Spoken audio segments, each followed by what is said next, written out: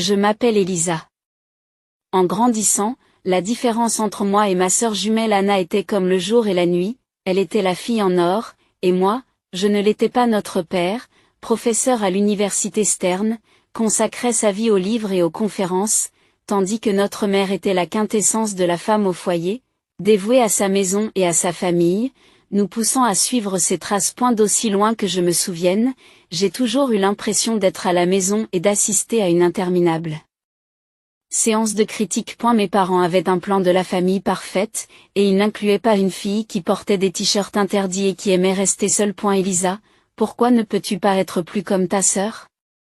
C'était la phrase préférée de ma mère, qu'elle me lançait généralement lorsque j'arrivais au petit déjeuner avec mes écouteurs sur les oreilles, essayant de bloquer le monde.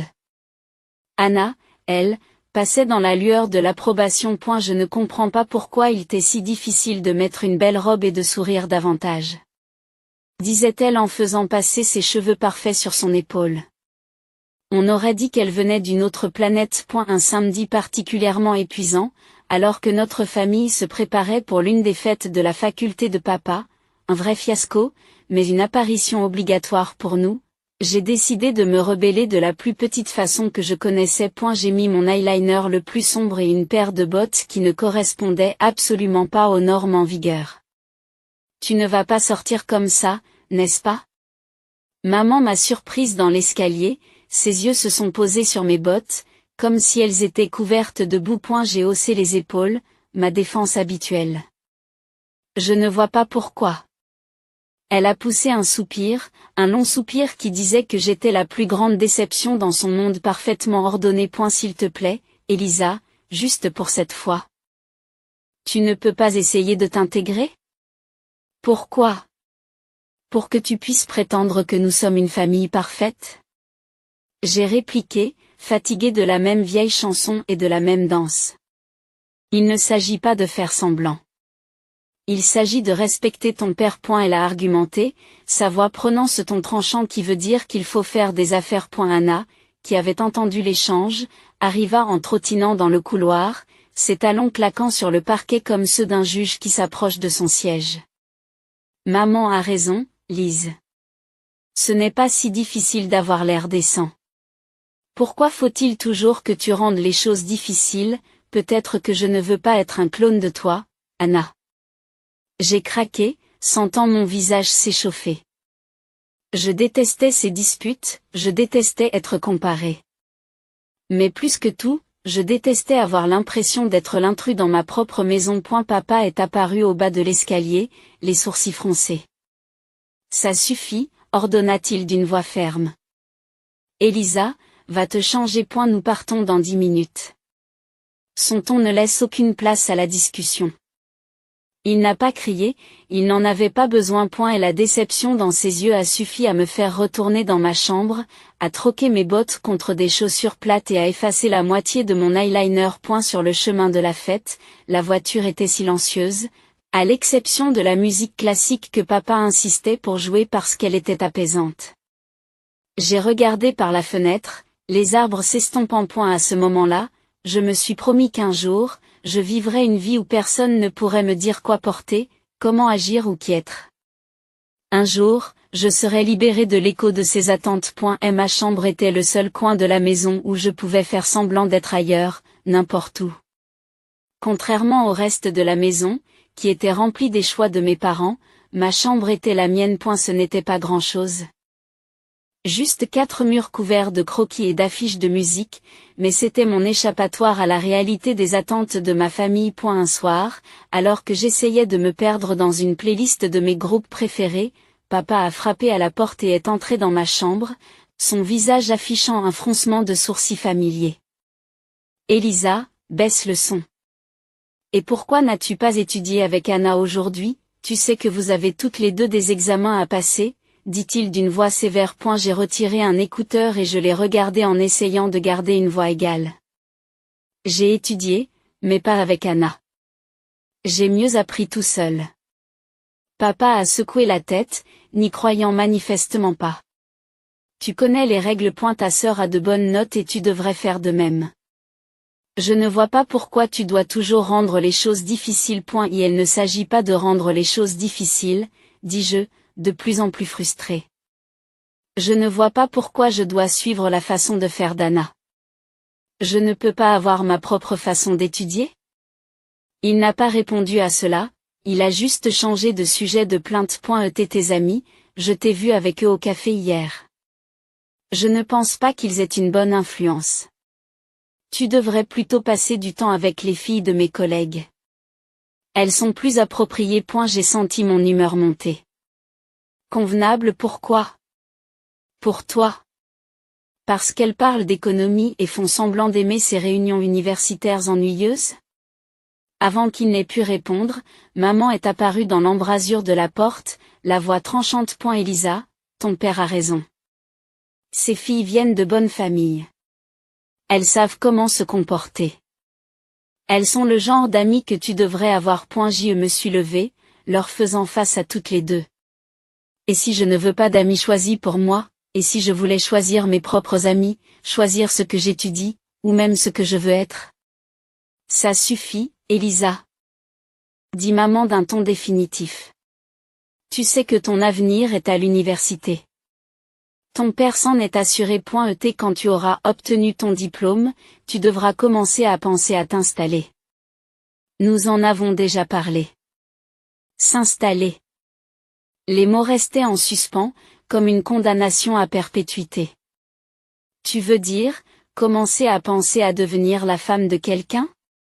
Comme Anna, c'est tout ce pourquoi tu penses que je suis faite. Le visage de maman s'est légèrement adouci, mais sa voix est restée ferme. Nous voulons ce qu'il y a de mieux pour toi. En suivant la voie que nous avons tracée, tu auras une bonne vie. Une bonne vie. Je me répète, l'ironie amère dans la bouche. Est-ce une bonne vie si c'est l'idée que quelqu'un d'autre se fait de la bonne vie? Personne n'a répondu à cette question. Il n'en avait pas besoin. Nous savions tous qu'il ne servait à rien de discuter. Ils avaient leur plan, et ils s'attendaient à ce que je m'aligne, tout comme Anna. Anna et moi étions comme les deux faces d'une même pièce, toujours ensemble, mais jamais sur la même longueur d'onde. À l'université, où papa enseignait, les différences entre nous sont devenues encore plus évidentes. Elle était spécialisée dans la gestion d'entreprise, l'enfant chéri, toujours en train d'acquiescer pendant les cours, posant des questions intelligentes qui faisaient hocher la tête des professeurs. Moi, j'étais coincée dans le même programme, mais j'avais l'impression de porter une chaussure au mauvais pied, gênante, inconfortable et tout simplement fausse. Un après-midi, alors que je fouillais dans une montagne de manuels, à la bibliothèque, Anna est entrée en trombe, ses notes organisées, le sourire aux lèvres. Et, Lise, tu viens au groupe d'études ce soir, le professeur Hall a dit qu'il passait, ça pourrait être bien qu'on se montre. Dit-elle d'un ton léger, mais insistant. J'ai levé les yeux, sentant le poids de ses attentes. Non, je ne crois pas. Ce n'est pas vraiment mon truc, tu sais. Elle fronça les sourcils, posant ses livres avec un bruit sourd qui correspondait à sa désapprobation. Il ne s'agit pas que ce soit ton domaine, Lise. Il s'agit de faire bonne impression. Il faut que tu commences à prendre ça au sérieux. On va bientôt être diplômé. J'ai haussé les épaules et je suis retournée à mes notes. Je prends les choses au sérieux, mais pas d'une manière qui me rendrait malheureuse. Pourquoi faire semblant? Parce que, Lise, il faut parfois jouer le jeu pour avancer. Tu crois que j'aime tout ça? Elle fait un geste pour montrer ses cahiers d'exercices parfaitement classés et ses notes codifiées par couleur. Il ne s'agit pas d'aimer, mais de faire ce qui est nécessaire. J'ai secoué la tête, repoussant ma chaise d'un coup sec. Peut-être que j'en ai assez de faire ce qui est nécessaire, selon les autres. Tu n'y as jamais pensé? Sa voix s'est adoucie, mais son regard est resté d'acier. Lise, j'essaie juste de prendre soin de toi. Papa ne sera pas toujours là pour régler les choses. Que vas-tu faire si tu continues à te mettre tout le monde à dos? Peut-être que je m'en sortirai toute seule. Peut-être que je n'ai pas besoin de suivre la feuille de route de papa ou la tienne. J'ai répliqué, sentant un élan de défi. De côté, sa frustration était évidente. Tu es tellement têtu. Essaie, D'accord? Pour moi, sinon pour toi. Montre-toi ce soir, parle au professeur Hall. Ça ne te tuera pas. Je l'ai regardé, vraiment regardé, et j'ai vu non pas ma sœur parfaite et ennuyeuse, mais quelqu'un qui se souciait vraiment de moi, à sa façon. D'accord, je vais y réfléchir. Je concédai, n'étant pas prête à promettre davantage. Merci, dit-elle en retrouvant son sourire. Ce n'est pas si mal, tu sais. Tu pourrais même l'aimer s'il lui donnait une chance. J'en doute. J'ai marmonné, mais je savais que j'avais perdu cette manche. Pour Anna, je me présenterai. Assisterai à une autre discussion ennuyeuse et hocherai la tête au bon moment. Ce n'était que quelques heures, me suis-je dit. Comment cela pourrait-il être pire? En fin de compte, ce n'est pas aussi grave que je le pensais. Le professeur Hall était étonnamment intéressant lorsqu'il ne donnait pas de cours depuis un podium. J'ai même posé une question, ce qui m'a valu le regard d'Anna. Plus tard, alors que nous retournions à notre dortoir, Anna m'a donné un coup de coude. Vous voyez, ce n'est pas si terrible, n'est-ce pas? Cette fragilité n'a cependant pas duré longtemps. Au cours de notre dernière année, Anna nous a présenté son fiancé, un avocat de 10 ans, son aîné, déjà bien établi, et exactement ce dont nos parents rêvaient. Maman et papa étaient aux anges, félicitant Anna d'avoir fait un choix aussi judicieux, et ils ont immédiatement tourné leurs yeux pleins d'attente vers moi. Maintenant, Elisa, c'est à toi de trouver quelqu'un qui te convienne. Dit mon père un soir au cours du dîner, son ton laissant entendre que mon temps était compté. Maman a hoché la tête avec enthousiasme, planifiant déjà ma vie, comme s'il s'agissait d'un autre de ses projets domestiques bien organisés. Pense à ton avenir, ma chérie. Quelqu'un qui peut subvenir à tes besoins, qui a une bonne réputation. Je me souviens d'avoir regardé mon assiette, sentant les murs se refermer sur moi. Le mariage d'Anna a été minutieusement organisé par maman dans les moindres détails, des robes des demoiselles d'honneur aux arrangements floraux, illustrant sa vision parfaite du prestige familial. Après le mariage, maman rendait souvent visite à Anna, lui prodiguant des conseils et veillant à ce que sa vie se déroule comme elle l'avait orchestré. En voyant cela, j'étais sûre d'une chose, je ne voulais pas que ma vie soit façonnée par les mains de quelqu'un d'autre. Un jour, je marchais dans la rue, perdue dans mes pensées sur la façon d'échapper à la vie que mes parents avaient imaginée pour moi. Lorsque j'ai entendu le grondement profond d'une moto qui s'approchait. La curiosité m'a poussé à m'approcher du bruit. C'est alors que je l'ai vu, Jake, avec son blouson de cuir et son sourire insouciant, s'arrêter à côté de moi. Tu as l'air d'avoir besoin d'une balade, a-t-il dit dans le rugissement du moteur, une lueur d'espièglerie dans les yeux. J'ai hésité, jetant un coup d'œil vers le chemin de la maison, puis vers sa main tendue. Qu'est-ce que j'ai à perdre? Bien sûr, pourquoi pas? Répondis-je, ma voix mêlant nervosité et excitation. En grimpant à l'arrière de son vélo, j'ai ressenti une poussée d'adrénaline tandis que nous filions à toute allure. Le vent fouettait mes cheveux, pour la première fois depuis longtemps, j'ai ri, vraiment ri. Jake a crié quelque chose à propos de me montrer son monde, et je me suis accroché plus fort, ne voulant pas que ce moment se termine. Nous nous sommes arrêtés dans un restaurant fréquenté par des motards. Autour de hamburgers et de frites, Jake m'a parlé de sa vie de soudeur, de sa passion pour les motos et de son amour pour la route. C'était tellement différent de tout ce à quoi j'étais habituée, brut et réel. Tu n'as pas peur de vivre comme ça? J'ai demandé, ma voix s'élevant à peine au-dessus du bruit des assiettes et des bavardages autour de nous. Peur? Non, c'est passionnant. On ne sait jamais ce qui nous attend. Ce n'est pas mieux que d'avoir tout planifié pour toi? Il m'a répondu, ses yeux s'illuminant à chaque mot. Au cours des semaines suivantes, nous nous sommes rencontrés, secrètement. Chaque trajet sur la moto de Jake m'éloignait de la vie que j'étais censée vivre et me rapprochait de celle que je voulais. La vitesse, l'aventure, ce n'était pas seulement une question de sensations fortes. Il s'agissait de se sentir vivant, de se sentir libre. Un soir, alors que nous regardions le coucher de soleil depuis un point de vue isolé, Jake s'est tourné vers moi. Elisa. Je ne fais pas du vélo uniquement pour m'évader. Je roule pour me sentir vivant, pour que chaque instant compte. Avec toi, chaque instant a l'air de valoir quelque chose. Je me suis penché sur lui, mon cœur battant la chamade. Je n'ai jamais ressenti cela auparavant. Tu me fais me sentir libre, Jack. Elle a souri et m'a rapproché de lui. Alors ne revenons pas à la simple existence. Vivons. 6 mois avec Jack m'ont semblé être une vie entière de moments dont j'avais toujours rêvé.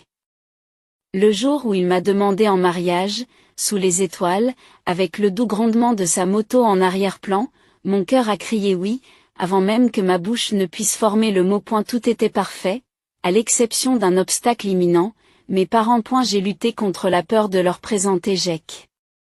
Il était tout ce qu'ils désapprouvaient, ses aspérités, son esprit sauvage, sa vie de soudeur, simple mais satisfaisante. Mais l'amour a renforcé mon courage et j'ai décidé qu'il était temps qu'il sache. Le jour où j'ai ramené Jack à la maison, il était vêtu de son habituel gilet de cuir, d'un t-shirt noir, d'un jean déchiré et d'un bandana. C'est ce que j'aimais chez lui, il n'hésitait pas à se mettre en avant. Nous avons marché dans l'allée et je pouvais déjà sentir le poids du jugement de mes parents. Lorsque nous sommes entrés, le visage de ma mère a pâli à la vue de Jack, ses yeux se sont écarquillés sous le choc. Qu'est-ce qui se passe, Elisa? Elle a halté, sa voix était à peine un murmure. La réaction de papa fut plus dure, ses mots tranchants comme des couteaux. Qui est-ce, et pourquoi est-il habillé comme un PD dans notre maison? J'ai pris une grande inspiration, pour calmer mes nerfs. Maman, papa, c'est Jack. C'est l'homme que j'aime. Nous allons nous marier. Leur silence était assourdissant. Puis papa s'est tourné vers Jack, le ton empreint de dédain. Marié, que fais-tu dans la vie, jeune homme? Quelles sont tes qualifications, Jack, béni soit-il? N'a pas hésité. Je suis soudeur. J'ai suivi des cours spécialisés après le lycée. Je travaille dur et je gagne honnêtement ma vie. Le regard de mes parents était un mélange d'horreur et d'incrédulité. Maman semblait sur le point de s'évanouir. Un soudeur? Elisa, tu n'es pas sérieuse. Et la voix de papa s'élève, la colère monte. Tu t'attends à ce que nous donnions notre bénédiction à cela? Qu'on gâche ton avenir pour un soudeur? J'ai senti ma détermination se durcir. Oui, parce qu'il me rend heureuse. N'est-ce pas ce qui devrait compter, mais la vie que tu mèneras? Maman commença, la voix tremblante. Ce sera la vie que je choisirai. J'ai répliqué, ma voix prenant de la force. Papa a secoué la tête, sa décision était claire. Nous ne pouvons pas et ne voulons pas soutenir cela. Et si tu le choisis, ne t'attends pas à faire partie de cette famille. Et la finalité de son ton m'a brisé le cœur, mais pas ma décision. Jack me serra la main, me donnant la force de les affronter. Alors je choisis Jack. Je choisis nous. Je choisis mon bonheur. Les yeux de maman se sont remplis de larmes et la mâchoire de papa s'est serrée. Et si tu pars avec lui, ce n'est pas la peine de revenir. Dit papa, la voix froide. En quittant la maison de mes parents avec Jack, mon cœur était rempli d'émotions, de douleur, de soulagement, d'excitation et de peur, toutes mélangées en une seule. L'air de la nuit me semblait différent, comme si chaque respiration que je prenais était un pas de plus vers une nouvelle vie. Nous avons roulé en silence pendant un certain temps, le seul bruit étant le vrombissement régulier de la moto sous nos pieds. Lorsque nous nous sommes finalement arrêtés dans un petit restaurant à la périphérie de la ville, Jack s'est tourné vers moi, le visage sérieux. Tu es sûre de toi, Elisa? Je veux dire, vraiment sûre?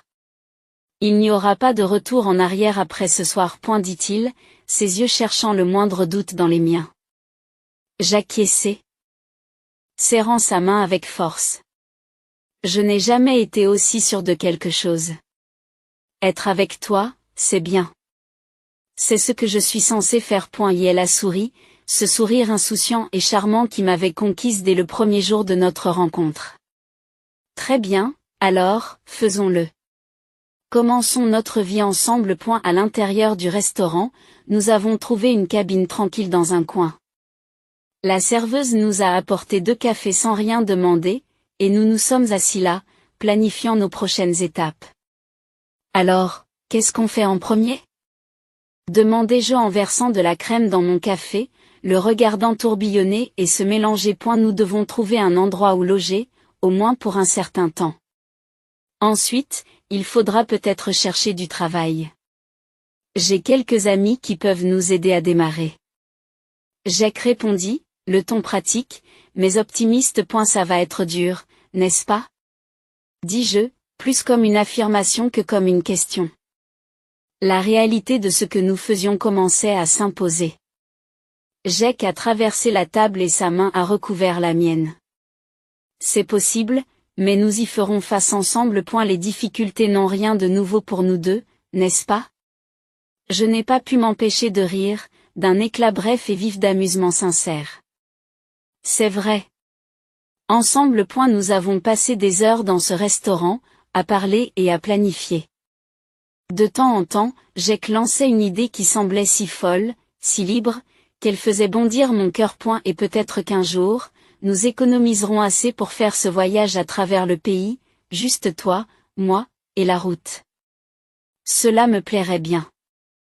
J'ai répondu, me permettant de rêver plus grand que je n'avais jamais osé. En écrivant de nouveau en ville, nous avons commencé nos recherches. Les semaines suivantes ont été marquées par un flot d'activités. Nous avons trouvé un petit appartement à la périphérie de la ville, rien d'extraordinaire. Mais c'était le nôtre. Jack a trouvé du travail dans un garage local et j'ai fait des heures supplémentaires dans un restaurant voisin. La vie était dure, mais c'était la nôtre. Nous nous sommes contentés de ce que nous avions, et chaque soir, lorsque nous rentrions à la maison, nous avions l'impression d'avoir tout ce qu'il fallait. Quelques mois plus tard, nous avons décidé qu'il était temps d'officialiser notre union et nous nous sommes mariés lors d'une petite cérémonie intime. J'ai gardé l'espoir que ma famille viendrait, qu'elle verrait à quel point j'étais heureuse et qu'elle abandonnerait ses préjugés. Mais les chaises qui leur étaient réservées sont restées vides, et les messages de félicitations ne sont pas arrivés. Malgré la douleur de leur absence, la journée était parfaite, parce que c'était la nôtre. Au fil du temps, je suis devenue incroyablement proche de la mère de Jack. Elle m'a accueilli à bras ouverts, m'appelant sa fille, comblant les vides laissés par ma propre famille. Sa chaleur et son acceptation ont guéri certaines des blessures laissées par le rejet de mes parents. Les choses s'amélioraient enfin pour Jack et moi. Après avoir suivi une formation complémentaire en plongée et être devenu soudeur sous-marin agréé, son revenu a grimpé à $150 000 par an. Ce changement a fait toute la différence. Nous avons réussi à acheter une maison de ville dans un quartier agréable, le genre d'endroit dont j'avais toujours rêvé, mais que je n'avais jamais pensé habiter un jour.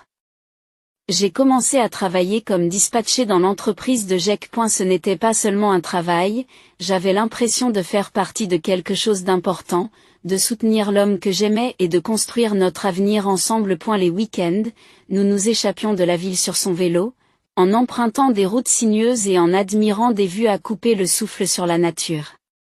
Ces moments, avec le vent dans mes cheveux et sa chaleur contre mon dos, étaient un pur bonheur. Vivant à proximité, ma belle-mère est devenue une visiteuse fréquente. Un après-midi, alors que Jack bricolait dans le garage et que je nous préparais un café, elle est arrivée, l'air un peu troublé. Il y a eu de mauvaises nouvelles, dit-elle en s'installant à la table de la cuisine. Il s'agit d'un professeur de l'université impliqué dans un scandale de harcèlement. Mon cœur a battu la chamade. Oh! Ils ont dit de qui il s'agissait? J'ai essayé de garder ma voix stable, redoutant la réponse. Elle a secoué la tête. Non, ils n'ont pas mentionné de nom à la radio, mais tu sais comment ça se passe. C'est probablement déjà à la télé. J'ai allumé la télévision et j'ai regardé les nouvelles. Bien sûr, il y avait un reportage sur le scandale, et comme je l'avais craint, le visage de mon père apparaissait à l'écran. Le présentateur détaillait les accusations portées contre lui et je sentis une vague d'incrédulité m'envahir. J'éteignis la télévision et m'assis lourdement, essayant de digérer la nouvelle. Jack est entré, s'essuyant les mains sur un chiffon, et a vu mon visage. « Qu'est-ce qui ne va pas, bébé ?» Il m'a demandé, les sourcils froncés par l'inquiétude. Je déglutis difficilement, ma voix est à peine un murmure. C'est mon père. Il a été accusé d'avoir harcelé une élève. L'expression de Jake s'est durcie un instant avant qu'il ne s'approche et me prenne la main. Je suis désolée, Elisa. C'est une mauvaise nouvelle. Comment veux-tu gérer ça? J'ai secoué la tête, n'étant pas vraiment sûre de quoi que ce soit pour le moment. Je n'en sais rien. Je veux dire, qu'est-ce que je peux faire? Ce n'est pas comme si nous étions encore proches. Et elle m'a serré la main, comprenant. Quoi que tu aies besoin, je suis là pour toi. Nous ne sommes pas obligés de tout régler maintenant. J'ai décidé d'attendre de voir comment les choses allaient se dérouler avant de faire quoi que ce soit. Quelle que soit la décision que je prendrais. Je savais que Jake serait à mes côtés, et c'était le réconfort dont j'avais besoin pour affronter la suite des événements. Et la vie avait été paisible jusqu'à cet après-midi inattendu au travail, lorsqu'une voiture familière s'est arrêtée sur le parking. Je n'avais pas vu mes parents depuis longtemps, et leur vue a ravivé un mélange d'émotions que je pensais avoir mis de côté. Ils avaient tous les deux l'air très changés. Le scandale avait fait des ravages. Maman avait perdu beaucoup de poids et paraissait plus âgée de plusieurs années, tandis que papa semblait brisé, l'ombre de l'homme sévère qu'il était autrefois. Et ma mère m'a aperçu et s'est précipitée vers moi, les bras ouverts comme si rien ne s'était passé, comme si des années de distance et de désapprobation pouvaient être comblées en un instant. Mais je ne pouvais pas la prendre dans mes bras, pas maintenant. A eu lieu de cela, j'ai reculé et pris la main de Jake, cherchant de la force dans sa présence. Elisa, j'ai eu beaucoup de mal à te retrouver, dit maman, la voix brisée par l'émotion. Papa, toujours aussi bourru, est allé droit au but, la voix dure et amère. J'ai été accusée injustement, tu sais. J'ai demandé de l'aide au mari de ta sœur, mais ce suceur de sang voulait une fortune. Votre sœur s'est rangée de son côté, et maintenant ils nous ont mis dehors. Nous avons besoin de votre aide. Je les ai regardés fixement, l'incrédulité et la colère tourbillonnant en moi. De l'aide? Après toutes ces années, vous vous présentez et demandez de l'aide, nous n'avons nulle part où aller, dit la mère d'une voix désespérée. Ils nous ont aussi reniés. On s'est dit qu'on pourrait peut-être rester avec toi. J'ai failli rire devant l'absurdité de la situation. Rester avec moi? Après m'avoir renié? Tu m'as fait comprendre que je n'étais plus ta fille. Le visage de papa est devenu rouge, son vieux caractère s'est enflammé. Tu nous es redevable, Elisa? Après tout ce que nous avons fait pour toi. C'est là que tu te trompes, interrompis-je, sentant Jake serrer ma main pour me soutenir. Je ne vous dois rien.